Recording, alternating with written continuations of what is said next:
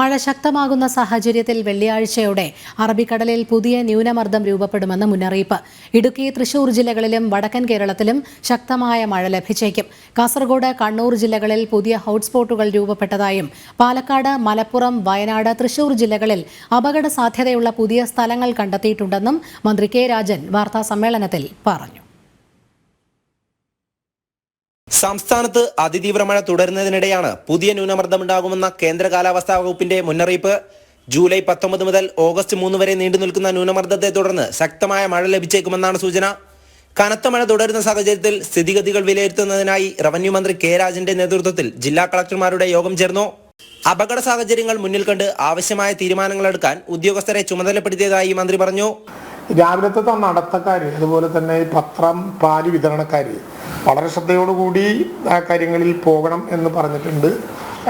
വലിയ മഴയും ഇടിവെട്ടും കാറ്റുമൊക്കെ ഉണ്ടായ സ്ഥലങ്ങളിൽ പ്രഭാത സവാരി ഒഴിവാക്കിയാലും പ്രയാസമില്ല.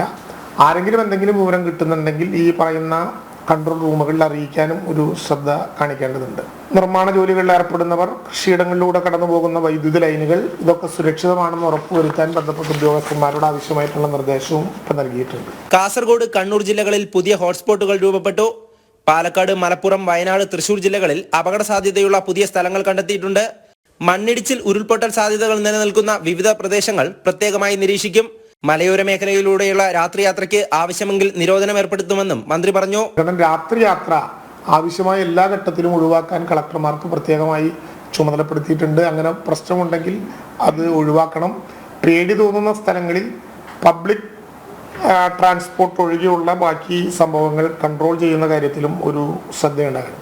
കടൽ ഈ ദിവസങ്ങളിലൊക്കെ പ്രക്ഷുബ്ധമായിരിക്കും. അതുകൊണ്ട് കടൽ തീരങ്ങളിലെ വിനോദസഞ്ചാരം നമുക്ക് ഒഴിവാക്കാൻ കഴിയുന്ന വിധത്തിലുള്ളൊരു ശ്രമമാണ് നടത്തേണ്ടത്. KSEB കൺട്രോൾ റൂം തുറന്നിട്ടുണ്ട്. ജനങ്ങൾ ജാഗ്രത പാലിക്കണം. പ്രളയഭീതിയില്ലെന്നും നിലവിൽ ആശങ്കപ്പെടേണ്ട സാഹചര്യമില്ലെന്നും മന്ത്രി വ്യക്തമാക്കി. ജനം, തൃശൂർ.